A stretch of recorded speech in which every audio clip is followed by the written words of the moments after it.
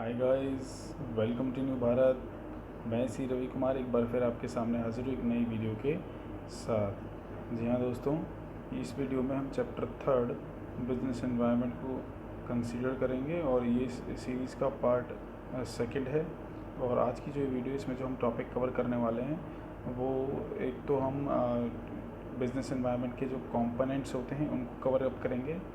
इसके अलावा इंटरनल और एक्सटर्नल एनवायरनमेंट में क्या अंतर होता है उसे हम कवर करेंगे। इसके अलावा माइक्रो और मैक्रो एनवायरनमेंट में क्या अंतर होता है और क्या वो होते हैं उसके बारे में हम डिटेल में चर्चा करेंगे। दोस्तों याद रखें, ये तीनों ही टॉपिक काफ़ी एग्ज़ाम के लिए इम्पोर्टेंट हैं। ये टॉपिक भी काफ़ी इम्पोर्टेंट है, ये टॉपिक भी काफ़ी इम्पोर्टेंट है, काफ़ी इम्पोर्टेंट टॉपिक हैं तीनों ही, इसीलिए आज की वीडियो काफ़ी इम्पोर्टेंट है एग्ज़ाम पॉइंट से। This is about me and please like कीजिएगा, चैनल को सब्सक्राइब कीजिएगा और मैक्सिमम लोगों के साथ शेयर कीजिएगा टू मेक न्यू भारत आत्मनिर्भर। जी हाँ दोस्तों, जैसे कि आप स्क्रीन पर देख पा रहे हैं, जो बिज़नेस एनवायरनमेंट है वो दो टाइप से डिवाइडेड होता है। एक हम लोगों का इंटरनल एनवायरनमेंट होता है और दूसरा हम लोगों का एक्सटर्नल एनवायरनमेंट होता है। इंटरनल एनवायरनमेंट में वो सारे फैक्टर्स आते हैं जो ऑर्गेनाइजेशन के इंटरनल फोर्सेस होते हैं। एग्जांपल के तौर पे ऑर्गेनाइजेशन का मैनेजमेंट होता है, ऑर्गेनाइजेशन का बोर्ड ऑफ डायरेक्टर हो सकता है, ऑर्गेनाइजेशन का ओनर हो सकता है, ऑर्गेनाइजेशन के एम्प्लॉयज़ हो सकते हैं। तो ये सब इंटरनल फैक्टर्स हैं, इंटरनल फोर्सेस हैं जो ऑर्गेनाइजेशन के विद इन अवेलेबल होते हैं और कहीं ना कहीं इनके ऊपर ऑर्गेनाइजेशन का कंट्रोल होता है। इन फोर्सेस को हम इजीली एलिमिनेट कर सकते हैं as compared to external environment.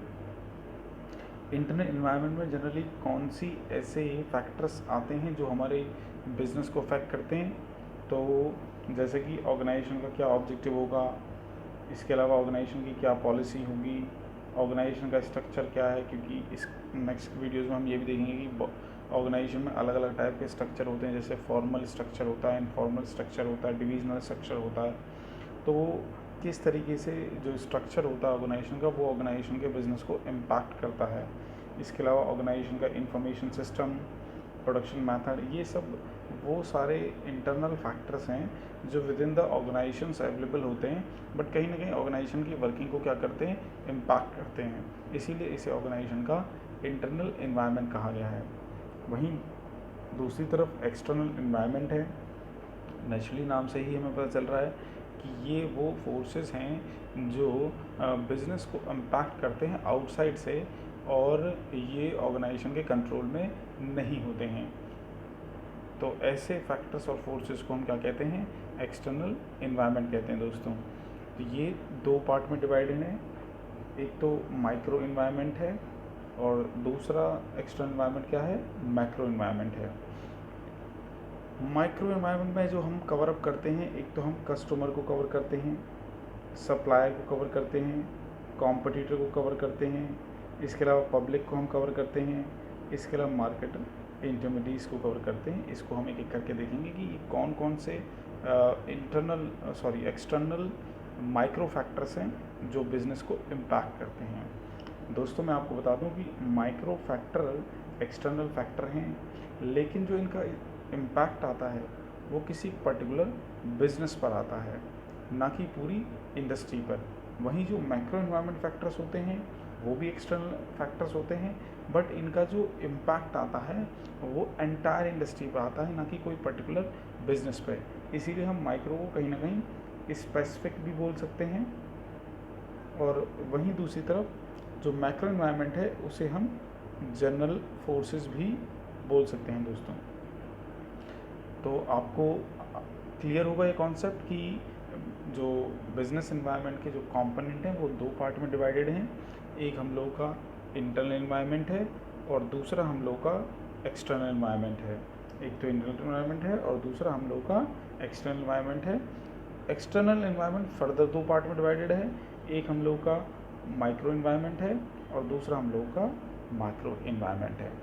Micro environment को अभी हम आगे कैरी करते हैं डिटेल में और वहीं हम मैक्रो को भी डिटेल कैरी करेंगे। जैसे कि स्क्रीन में आप देख पा रहे हैं, कि माइक्रो इन्वायरमेंट में सबसे पहले हमारे सामने आता है कस्टमर। कस्टमर जैसे कि बताया गया है कि जैसे अलग अलग इंडस्ट्रियल यूनिट्स होती हैं, हर इंडस्ट्रियल यूनिट्स का अपना अपना कस्टमर होता है। तो इसमें कस्टमर में हम लोग के हाउस होल्ड भी हो सकते हैं, गवर्नमेंट भी हो सकती है, इंडस्ट्री भी हो सकती हैं और बिजनेस एंटरप्राइजेस भी हो सकती हैं, जो एक कंपनी से अपने गुड्स को क्या करती हैं, खरीदती हैं। तो ये जो अलग अलग कंज्यूमर्स होते हैं, ये बिज़नेस को इन्फ्लुएंस प्रभावित कर सकते हैं। एग्जाम्पल के तौर पे जैसे कि मान लो एक फर्म है, एक फर्म सप्लाई करती थी गवर्नमेंट किसको, गुड्स, केवल गवर्नमेंट को गुड्स सप्लाई करती थी, ठीक है। तो इसका एक ही कस्टमर था। मान लीजिए किसी भी कारण से गवर्नमेंट क्या करती है, गुड्स लेने से क्या कर देती है, मना कर देती है, स्टॉप कर देती है। तो इस केस में क्या होगा, बिजनेस का सर्वाइव करना काफ़ी डिफ़िकल्ट हो जाएगा लॉन्ग रन में। तो इस तरीके से कस्टमर हमारा माइक्रो इन्वायरमेंट है, क्योंकि पर्टिकुलर बिजनेस को इम्पैक्ट डालता है, दैट इज़ ए बिजनेस, जैसे कि हमने एग्जांपल में देखा, और इसका इम्पैक्ट एक पर्टिकुलर बिजनेस पर आता है, ना कि पूरी एंटायर इंडस्ट्री पर आता है। तो कस्टमर हम लोग का माइक्रो इन्वायरमेंट है। नेक्स्ट है जैसे सप्लायर। जैसे कि कस्टमर था, ऐसी सप्लायर होता है। सप्लायर कौन होता है, सप्लायर वो होता है जो किसी भी बिज़नेस को क्या करता है, गुड सप्लाई करता है। मान लीजिए कोई बिज़नेस है, जैसे कि इसमें एग्जांपल में भी दिया गया, मान लीजिए कोई बिज़नेस है और वो केवल एक ही सप्लायर पर डिपेंड था अपने गुड्स के, और किसी भी कारण की वजह से जो सप्लायर है उसने गुड सप्लाई करने से क्या कर दिया, मना कर दिया, स्टॉप कर दिया। तो इससे क्या होगा, इससे जो बिज़नेस एक पर्टिकुलर सप्लायर से अपना गुड्स ले रहा था उसके लिए बहुत ज़्यादा थ्रेटन्स आ जाएगा, बहुत ज़्यादा ही डिफ़िकल्टीज आ जाएगी। तो ये भी हम लोग का माइक्रो है, रीज़न, क्योंकि इसका इम्पैक्ट एक पर्टिकुलर बिजनेस पर पड़ता है, ना कि पूरी एंटायर इंडस्ट्री पर। तीसरा आप देख पा रहे होंगे कॉम्पिटिटर। कॉम्पिटिटर भी उसी तरीके से है। कॉम्पिटिटर्स कौन होते हैं, जैसे मान लीजिए एक कंपनी है ऑटोमोबाइल में, जैसे एग्जांपल के तौर पर टाटा मोटर, तो वैसे ही मारुति सुजुकी भी है उस इंडस्ट्री में। तो टाटा मोटर्स और मारुति सुजुकी एक दूसरे के क्या हैं, कॉम्पिटिटर्स हैं। तो इस पॉइंट में यही बताया गया कि जो कॉम्पिटिटर की पॉलिसीज़ होती हैं, जब वो चेंज होती हैं तो उसका चेंज का इम्पैक्ट उसी इंडस्ट्री में काम करने वाली दूसरी फर्म्स पर पड़ता है। तो एग्जांपल के तौर पे यहाँ पे देखो लिखा हुआ कि कोई भी जब कॉम्पिटिटिव फर्म अपनी पॉलिसीज़ को चेंज करती है तो उसका दूसरे बिजनेस पर प्रभाव पड़ता है। एग्जांपल के तौर पे कह सकते हैं कि मान लीजिए कोई कंपनी है लाइक टाटा मोटर्स है और वो नए मॉडल्स निकाल रही है और वो काफ़ी चीप हैं मार्केट में। तो इससे क्या होगा कि जो अदर फर्म होंगी उसी इंडस्ट्री में, उनको भी अपने प्रोडक्ट को चेंज करना होगा, अदरवाइज़ वो लॉन्ग टर्म में सर्वाइव नहीं कर पाएंगे दोस्तों। नेक्स्ट है पब्लिक सोसाइटी से बिलोंग करती है। इसमें क्या बताया गया, पब्लिक में वो सारे लोग आते हैं जिसमें हम लोकल पब्लिक हो सकती है, मीडिया हो सकती है, प्रेस हो सकती है। तो कहते हैं कि इनका जो एटीट्यूड है, जब इनके एटीट्यूड में बदलाव आता है किसी पर्टिकुलर बिजनेस के प्रति, किसी पर्टिकुलर फर्म के प्रति, तो वो उससे उस बिज़नेस की वर्किंग पे क्या होता है, इन्फ्लुएंस आता है। एग्जाम्पल से हम समझ सकते हैं, जैसे मान लीजिए कोई लोकल पॉपुलेशन है किसी पर्टिकुलर एरिया में और वो क्या करती है, किसी बिज़नेस को कहती है कि ये बिज़नेस काफ़ी ज़्यादा क्या करता है, नॉइस करता है। दैट मीन्स उसके अंदर मशीन है और मशीन एक पर्टिकुलर सोसाइटी में एक इंडस्ट्री है और वहाँ चल रही है, तो उससे वहाँ के जो आसपास के लोग हैं उन लोग को काफ़ी क्या आता है, परेशानी होती है, इसीलिए वो अपोज करते हैं। और इससे क्या होगा, इससे उस बिज़नेस की जो वर्किंग होगी उस पर प्रभाव पड़ेगा। हो सकता है गवर्नमेंट उस इंडस्ट्री को वहाँ से शिफ्ट कर दे या बंद कर दे। तो कहीं ना कहीं पब्लिक का एटीट्यूड्स किसी बिज़नेस के प्रति बिज़नेस की वर्किंग को क्या कर सकता है, इम्पैक्ट डाल सकता है। नेक्स्ट जो कि लास्ट है माइक्रो इन्वायरमेंट के अंदर, दैट इज़ मार्केट इंटरमीडिएटरीज। दोस्तों मार्केट इंटरमीडिएटरीज होते हैं सप्लाई चेन, दैट इज़ कि एक कंपनी है, एग्जांपल के तौर पर मारुति सुजुकी है, वो अपनी कार जो कस्टमर तक पहुंचाती है थ्रू डिलीवरी, उसके बीच में बहुत सारे फ्रेंचाइजी हो सकते हैं और होते हैं, शोरूम खोले रहते हैं। आप देखते हैं आपके लोकल टाउन में भी कोई शोरूम होगा, तो वो ऐसा नहीं है कि मारुति सुजुकी ने का शोरूम है डायरेक्टली, वो मारुति सुजुकी की फ्रेंचाइजी ली हुई है किसी पर्टिकुलर डीलर ने उस एरिया में, और वो उसके गुड्स को क्या कर रहा है, कस्टमर तक पहुंचा रहा है। तो इसे हम इंटरमीडियरीज भी कह सकते हैं। तो कहते हैं कि ये जब इंटरमीडियरीज अपना एटीट्यूड चेंज करते हैं किसी पर्टिकुलर बिजनेस के लिए, तो उससे बिजनेस की सेल और उसके बिजनेस के प्रॉफिट पे क्या पड़ता है, इम्पैक्ट पड़ता है। देखिए हम वीडियो में रीड करते हैं, स्क्रीन पर जो दे रखी है कि मार्केट इंटरमीडियरीज भी इम्पॉर्टेंट रोल प्ले करते हैं किसी भी बिज़नेस को डेवलप करने में, किसी भी बिज़नेस को प्रॉपर तरीके से डेवलप करने में। क्योंकि हम जानते हैं जैसे इसमें लिखा हुआ है कि मार्केट इंटरमीडियरीज वो पर्सन होते हैं जो कहीं ना कहीं जो डिस्टेंस होता है किसके बीच में, गुड्स बनाने वाले के बीच में और जो एजेंट्स के बीच में या कस्टमर के बीच में, उनके बीच का जो डिफरेंस को ख़त्म करने की कोशिश की जाती है, वो किसके थ्रू की जाती है, जनरली मार्केट इंटरमीडियरीज के थ्रू की जाती है। अब एग्जांपल देखिए कैसे वो बिज़नेस को इम्पैक्ट करता है। जैसे कि आपके सामने लिखा हुआ है, कंपनी अपना गुड सेल कर रही है मान लीजिए किसी एजेंट के थ्रू, तो इससे क्या होगा, सम रीज़न मान लीजिए एजेंट क्या कर देता है, मना कर देता है उस पर्टिकुलर एरिया में कंपनी का गुड सप्लाई करने से। तो इससे क्या होगा, उस कंपनी की जो सेल होगी उस पर क्राइसिस आ जाएगा, उससे कंपनी की सेल क्या हो जाएगी दोस्तों, रिड्यूस हो जाएगी। तो ये सारे हमारे माइक्रो इन्वायरमेंट फैक्टर्स हैं, याद रखें दोस्तों, ये एक्सटर्नल इन्वायरमेंट में आते हैं क्योंकि इनके ऊपर बिजनेस का कोई भी डायरेक्ट कंट्रोल नहीं होता। तो 5 हैं, एक कस्टमर है हम लोगों का, एक सप्लायर है, एक कॉम्पिटिटर है, एक पब्लिक है और एक हम लोगों का मार्केट इंटरमीडियरीज है। नेक्स्ट आप देख पा रहे होंगे स्क्रीन पर, ये हमारे सामने जो दे रखे हैं ये हम लोगों के मैक्रो फैक्टर्स हैं। जी हाँ दोस्तों, ये हम लोग के क्या हैं, मैक्रो फैक्टर्स। जैसे हमने अभी लास्ट स्क्रीन में देखा था, आप देख पा रहे होंगे कि जो एक्सटर्नल एनवायरनमेंट है वो 2 पार्ट में डिवाइडेड है, एक माइक्रो जो हमने कर लिया है और दूसरा हम लोग का क्या है, मैक्रो एनवायरनमेंट। मैक्रो एनवायरनमेंट की अगर हम चर्चा करें तो सबसे पहले हमें ये समझना होगा कि मैक्रो एनवायरनमेंट होता क्या है। तो मैक्रो एनवायरनमेंट में वो सारे एक्सटर्नल फैक्टर्स आते हैं जो किसी पर्टिकुलर बिजनेस को ना इम्पैक्ट करके एंटायर इंडस्ट्री को इम्पैक्ट करते हैं, एंटायर बिजनेसेस को इम्पैक्ट करते हैं। तो ऐसे फैक्टर्स को हम क्या कहते हैं, मैक्रो फैक्टर्स कहते हैं। इनको हम जनरल फोर्सेस भी कहते हैं। तो दोस्तों आपको मैक्रो एनवायरनमेंट की डेफिनेशन क्लियर हो गई होगी कि मैक्रो एनवायरनमेंट बहुत सारे फैक्टर्स होते हैं, बहुत सारे फोर्सेस होते हैं जो एक एंटायर इंडस्ट्रीज या बिजनेस को इम्पैक्ट करते हैं और ये जनरल नेचर के होते हैं। ये हमारे पास 5 टाइप की हैं। एक है इकोनॉमिक एनवायरनमेंट, एक है सोशल एनवायरनमेंट, नेक्स्ट है टेक्नोलॉजिकल एनवायरनमेंट, नेक्स्ट है पॉलिटिकल एनवायरनमेंट, नेक्स्ट है लीगल एनवायरनमेंट। तो जैसे कि आपने देखा था माइक्रो एनवायरनमेंट भी हमारे पास 5 थे, उसी तरीके से मैक्रो एनवायरनमेंट भी हम लोगों के क्या हैं, 5 रूप में हैं। फर्स्ट है इकोनॉमिक एनवायरनमेंट। इकोनॉमिक एनवायरनमेंट में नेचुरली इकोनॉमिक नीतियाँ क्या आने वाला है, इकोनॉमिक इम्पैक्ट आने वाला है जो वो किसी बिजनेस पर पड़ता है। एग्जाम्पल के तौर पे मान लेते हैं कि जैसे मान लो बैंकिंग ने इंटरेस्ट रेट चेंज कर दिया है, या कंट्री में महंगाई हो गई है, या लोग की इनकम में चेंज आया है, या आरबीआई ने मॉनेटरी पॉलिसी चेंज कर दी है। तो इन सब से क्या होगा, जो बिज़नेस की वर्किंग है किसी एक पर्टिकुलर बिजनेस पे इसका इम्पैक्ट नहीं पड़ने वाला।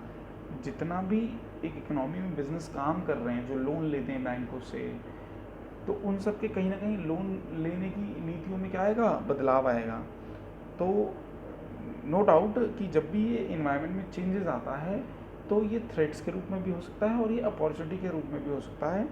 तो ये तो हम लोगों को एक तरीके से अपॉर्चुनाइज करना पड़ता है कि जब भी इन्वायरमेंट में चेंज आ रहा है तो उसे हम पॉजिटिवली कैसे कन्वर्ट करें, और थ्रेट है तो उसे कैसे हम उसका एलिमिनेशन करें। तो सबसे पहले मैक्रो इन्वायरमेंट के अंदर इकोनॉमिक इन्वायरमेंट था। इकोनॉमिक इन्वायरमेंट में वो सारे इकोनॉमिक इम्पैक्ट आते हैं जो बिज़नेस को इकोनॉमिकली आर्थिक तौर पर प्रभावित करते हैं। एग्जाम्पल के तौर पे इंटरेस्ट रेट में चेंज होना, महंगाई होना, इसके अलावा लोगों की इनकम में चेंज होना, इसके अलावा आरबीआई के द्वारा मॉनेटरी पॉलिसी में बदलाव करना।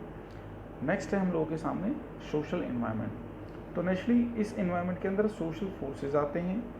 सोशल मतलब जो फोर्सेस किससे संबंधित होते हैं, सोसाइटी से संबंधित होते हैं। इसमें लोगों के कस्टम हो सकते हैं, लोगों के बिलीफ्स हो सकते हैं, कंट्री या इकोनॉमी में रहने वाले लोगों की लिटरेसी रेट हो सकता है, लोकल लाइफस्टाइल हो सकता है, ट्रेडिशनल वैल्यूज़ हो सकती हैं। तो कहते हैं कि जब इन सभी फोर्सेस के अंदर कोई बदलाव आता है तो नेचुरली लोगों की डिमांड में भी क्या हो सकता है, चेंज हो सकता है, और उसका प्रभाव उस पर्टिकुलर एरिया में काम करने वाली जितने भी बिजनेस ऑर्गेनाइजेशन है उस पर डायरेक्टली पड़ता है। एग्जाम्पल के तौर पर जैसे कि आप देख पा रहे हैं कि आजकल लोग क्या कर रहे हैं, अपनी हेल्थ के लिए बहुत ज़्यादा कॉन्शियस हैं, जिस कारण से मिनरल वाटर की डिमांड बढ़ रही है, इसके अलावा डाइट कोक्स की डिमांड बढ़ रही है। तो ये सब कहीं ना कहीं बिज़नेस को क्या करते हैं, इम्पैक्ट करते हैं। और उसके अलावा जो टबैको है या फैटी फूड है, इन सब की डिमांड धीरे धीरे क्या होती आ रही है, डिक्रीज़ होती आ रही है। तो ये लोगों के एटीट्यूड में चेंज आ रहा है, जैसे कि आप स्क्रीन। नेक्स्ट है दोस्तों हमारे सामने टेक्नोलॉजिकल इन्वायरमेंट। तो इस इन्वायरमेंट में जनरली हम क्या देखने वाले हैं, चीज़ें जो तकनीक से रिलेटेड होती हैं। तो इसमें पॉइंट में बताया गया कि जैसे कि कोई हम चीज़ बनाते हैं, जैसे हम कार बना रहे हैं, तो समय समय पर नई नई टेक्नोलॉजी आती रहती है मैन्युफैक्चरिंग प्रोसेस के लिए।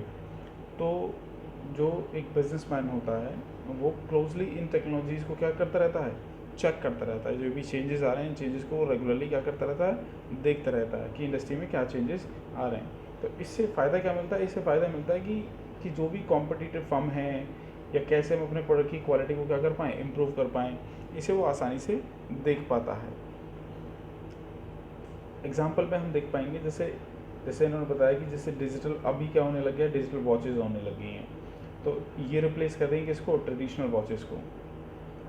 ओके, तो पॉइंट इज़ दैट कि जो टेक्नोलॉजिकल इन्वायरमेंट होता है, जब उसमें चेंजेस आते हैं तो वो भी कहीं ना कहीं बिज़नेस को इम्पैक्ट डालते हैं।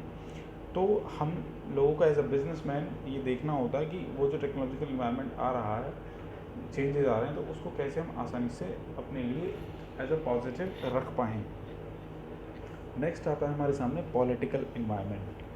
पॉलिटिकल इन्वायरमेंट में कहीं इसमें क्या आता है कि जो कंट्री के अंदर पॉलिटिकल चेंजेस आते हैं, कंट्री के अंदर पॉलिटिकल मूवमेंट आते हैं, तो उससे कहीं ना कहीं बिजनेसेस क्या होते हैं, प्रभावित होते हैं। जैसे कि किसी कंट्री के अंदर मान लीजिए पॉलिटिकली बहुत ज़्यादा स्टेबिलिटी है, सरकार बार बार नहीं गिरती है, एक सरकार बनी रहती है। तो इससे क्या होता है कि जो बिज़नेस कम्युनिटी होती है उसका कॉन्फिडेंस बढ़ता है। तो केवल कंट्री की नहीं, इंटरनेशनल जो बिज़नेस कम्युनिटी होती है उसका भी उस पर्टिकुलर कंट्री के अंदर क्या होता है, कॉन्फिडेंस बढ़ता है। और जब पॉलिटिकल स्टेबिलिटी स्ट्रॉन्ग रहती है तो उससे ह्यूज इन्वेस्टमेंट कंट्री के अंदर होता है। वहीं दूसरी तरफ अगर पॉलिटिकल इंस्टेबिलिटी रहती है, इसके अलावा लॉ एंड ऑर्डर काफ़ी ख़राब होते हैं, तो इससे क्या होता है कि बिज़नेस जो मैन होते हैं वो बहुत ज़्यादा मतलब पैनिकनेस में आते हैं रिगार्डिंग देयर इन्वेस्टमेंट। तो पॉइंट यही है कि पॉलिटिकल इन्वायरमेंट की स्टेबिलिटी होना कंट्री के अंदर, तो वो भी हमारे बिजनेस को क्या करता है, इम्पैक्ट करता है। और लास्ट है लीगल इन्वायरमेंट। लीगल इन्वायरमेंट में आते हैं हमारे मेनली लीगल लॉज, जिसमें हम बहुत सारे लॉज देखते हैं जो गवर्नमेंट के द्वारा पास किए जाते हैं। एग्जाम्पल के तौर पर जैसे कंपनीज एक्ट में चेंजेस लाते हैं, कभी कभी हम लोग इनकम टैक्स एक्ट में चेंजेस लाते हैं। इसके अलावा कोर्ट्स के डिफरेंट ऑर्डर्स आते हैं, एडमिनिस्ट्रेटिव चेंजेस आते हैं। इसके अलावा अलग अलग कमीशन अलग अलग ऑर्डर देते हैं। तो ये जितने भी ऑर्डर्स होते हैं, अगर ये किसी बिजनेस से संबंधित है या सोसाइटी से संबंधित है, तो इसका इम्पैक्ट कहीं ना कहीं बिजनेसमैन की एक्टिविटीज़ पर पड़ता है। तो बिजनेसमैन को हमेशा इन लॉज को डीपली स्टडी करना पड़ता है, कि नॉलेज मेंटेन रखनी पड़ती है। अकॉर्डिंगली वो उस चीज़ को फिर रेगुलरली फॉलो करता है, जिससे उस अपडेशन के कारण से उसके बिजनेस पर एडवर्स इम्पैक्ट नहीं आता है। एग्जाम्पल के तौर पर गवर्नमेंट ने डिक्लेयर किया है, सुप्रीम कोर्ट ने डिक्लेयर किया है कि अल्कोहलिक प्रोडक्ट जब आप बेचते हैं तो उसका एडवर्टीजमेंट नहीं कर सकते हैं आप, ठीक है। और अगर आप उसको सेल आउट भी कर रहे हैं तो उस समय उस पर स्टैट्यूटरी वार्निंग ज़रूर देंगे उस एडवर्टीजमेंट पर। तो जैसे कि आप देख पाते होंगे कि जब भी कोई मूवी में आता है सिगरेट का सीन या अल्कोहलिक से सीन या कोई एडवर्टीजमेंट आता है, तो उसमें नीचे एक वार्निंग रहती है हमेशा। इसके अलावा प्रोडक्ट पर हमेशा वार्निंग दी जाती है। तो ये सारे हम लोगों के क्या हैं, ये हम लोगों के मैक्रो इन्वायरमेंट हैं जो कि एक्सटर्नल इन्वायरमेंट के अंदर आते हैं, और ये बिजनेस इन्वायरमेंट के कंपोनेंट हैं। हमारे पास 5 हैं economic environment, social environment, technological environment, political environment and legal environment.